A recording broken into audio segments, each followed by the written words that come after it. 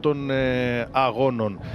Ο προπονητής του ΠΑΟΚ σήμερα, και ένα πρώτο στοιχείο το οποίο επίσης πρέπει να συμπληρώσω μέσα από σε ένα λάθος. Δεξιά ο Κένι, στους αντιπάλους του η παράλληλη πάσα κοντά είναι ο Ζίβκοβιτς στον Μούνς, τον παίχτη μεταγραφή του ΠΑΟΚ, αυτό και μόνο. Κένι, Ζίβκοβιτς θέλουν να συνεργαστούν, δεν προλαβαίνει ο Κένι. Κίνηση προς κίνηση, κοουτσάρι, μπασκετικά θα λέγαμε. Βέστορλο, ένα τείχος εκεί παικτών, καταφέρνουν και τον προφυλάσσουν.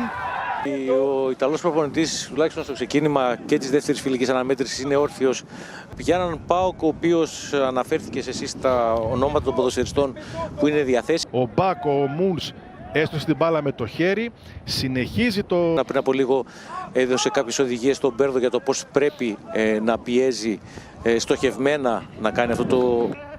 Ζίβκοβιτς θέλει να κρατήσει, έχει χάσει από τα ονόματα και από τους πιο. Πάει ο πρώτος, θα σκάψει προς τον Ζίβκοβιτς στον κενό χώρο, γυρίζουν πίσω, προβαίνει χαμηλά στο χώρο ευθύνης του, κεφαλιά προς τα πίσω, σιγά σιγά, και ο κόσμος του. Εδώ βλέπουμε και πάλι τη φάση νωρίτερα, το γύρισμα και πώς δεν προλαβαίνει. Ο Ζίβκοβιτς διεκδικεί, πάει και ο Ζαφύρης, κόντρες, η μπάλα προς...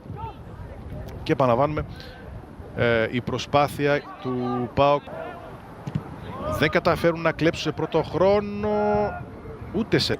Την προσπάθεια του τώρα μέσα από τη μεγάλη περιοχή, δηλαδή ψάχνει, γιατί έχει... Η δεύτερη επαφή είναι του παίκτη του ΠΑΟΚ, παίζει για τον Ζίβκοβιτς, ανεβαίνει ο Κένι, 4 με 4, βλέπει ομάδα. Να δούμε, έχει ενδιαφέρον να δούμε ποιοι θα είναι αυτοί που θα μείνουν, που θα περάσουν εκτός. Πέρδο, δεξιά ο Κένι με τον Ζίβκοβιτς.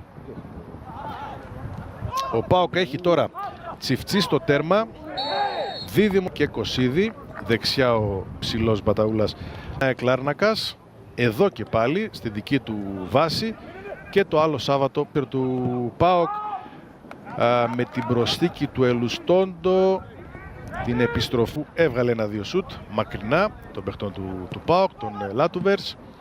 Έχουμε και στατιστικά, 3-1 τα κόρνερ, 2 φάουλ.